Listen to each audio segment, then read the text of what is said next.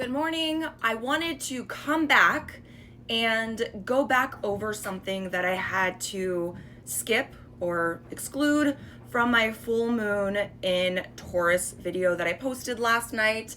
I just didn't have enough time to put it in the full 10-minute video. But this morning I was thinking, I think that this really truly is an important thing to talk about.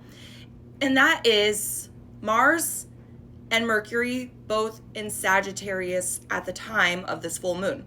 Now, these two planets are not aspecting the moon, so they're not really closely tied to the story, but they are present where they are present because they are supposed to be there.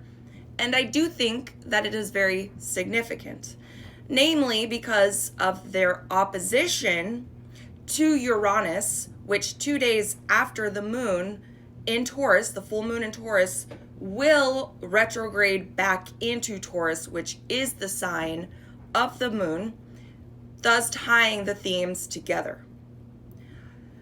So right now, Uranus is sitting in the very early degrees, 0, of Gemini. And Mars today, on the 4th of November, has gone into Sagittarius. Mercury is already there. Mercury's about 5 degrees in. So these are where these two planets are going to be sitting at the time of the moon, because the moon is about 24 hours from the time that I'm recording this video. What does this mean? So these two planets have been in the sign of Scorpio. Mars is at home in Scorpio, and it's been there for like the last month or so. And Mercury is peregrine in Scorpio. It's not in fall, it's not in detriment, it's not in exaltation, it's not at home. It's just chilling. But when you're dealing with Mercury in Scorpio, you're dealing with somebody or that energy of really delving deep into things, really looking at the darkness, the muck, the yuck of a situation. It's very investigative. Someone that has natally a Mercury in Scorpio, these are not your small talkers. These are the people that are going to sit down next to the stranger on the bus and try to discuss the meaning of life. They want to know what brought that person into that seat on that bus at that time. And I'm not talking about like, are you on your way to work? It's like, how have you come to be in a position where you are taking a bus? Like, what was your path to where you are today?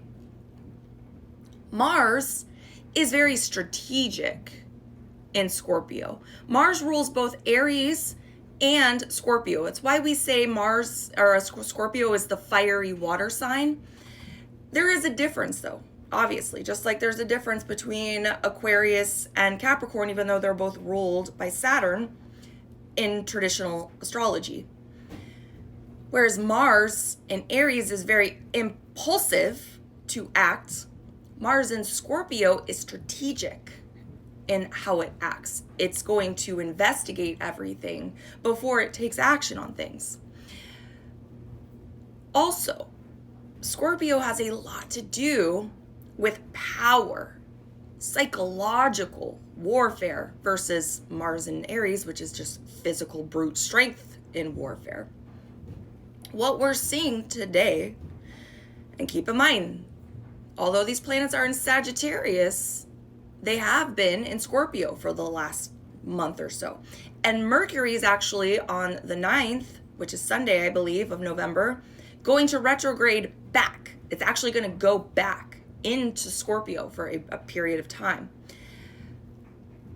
We've seen with this government shutdown and with this idea of withholding food, literal food, from humans that do not have the resources to obtain it unless they do something that they wouldn't ordinarily otherwise do, being used as a bargaining chip, as a means of power over the people.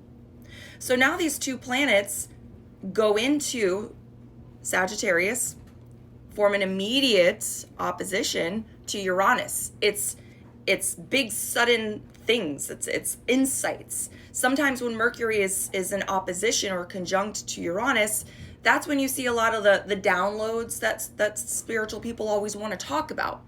It's just flashes of insights. Uranus is brilliant. Mercury is the mind. It's how you're processing information. It's how you're communicating information.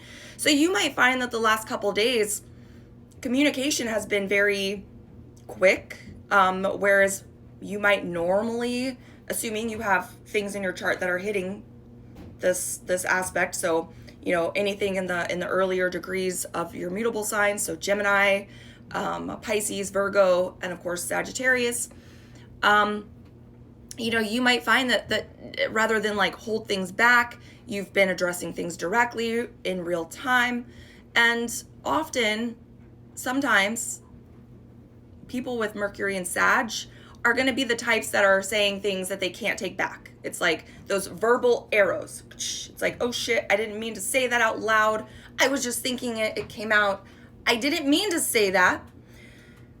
So you're having a lot of situations where, like, we're seeing politicians say the silent part out loud. You know, it's like, no, they fully intend to starve us out. You know, it's like, why are they doing this? And it's, while this has all been happening, it's been Mars and Scorpio. It's a meticulously planned psychological warfare that is being enacted on us.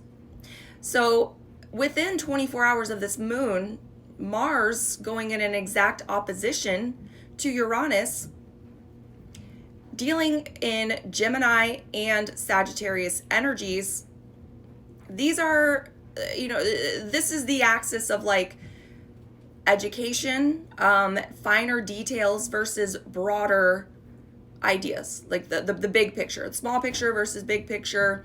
And I think that we're all starting to really see just how powerful psychological warfare can be. Just how evil our government can be, is being. There's no bounds to what they're willing to do to get their way. Usually when you see an opposition between Mars and Uranus, which is today, as I am recording this, November 4th, there is a potential for some sort of explosive, potentially violent action to occur. I think the last time this happened, either in square or opposition, I can't remember if it was a square or opposition. Squares are also challenging aspects, was when Trump had his, you know, situation happen. There were a lot of things. I made notes, but those notes are downstairs.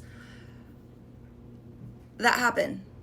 I think also we saw the flooding in Texas, if I'm not mistaken. I'm going to make another video about that. Maybe I'll do that later today. But all of that is just to say that today has the potential, leading up until tomorrow's full moon,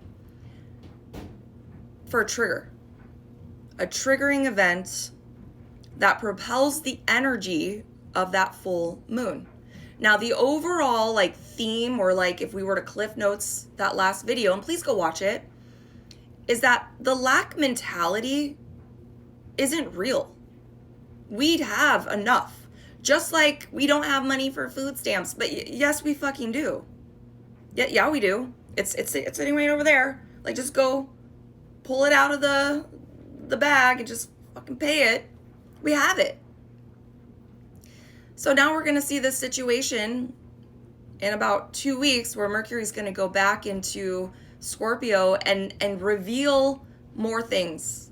Show us more things about the willingness that those that are above us have to engage in psychological warfare on their own people. This moon, I believe, will be a turning point in our inability to accept the fact that we need to consume in order for these billionaires to benefit or profit. It's going to be a turning point where we adjust our values because we don't want to be under the thumb of somebody that just simply doesn't care about us. So that's just something I wanted to cover today. Hope you found that useful and enjoyable, and I'll see you guys in the next one.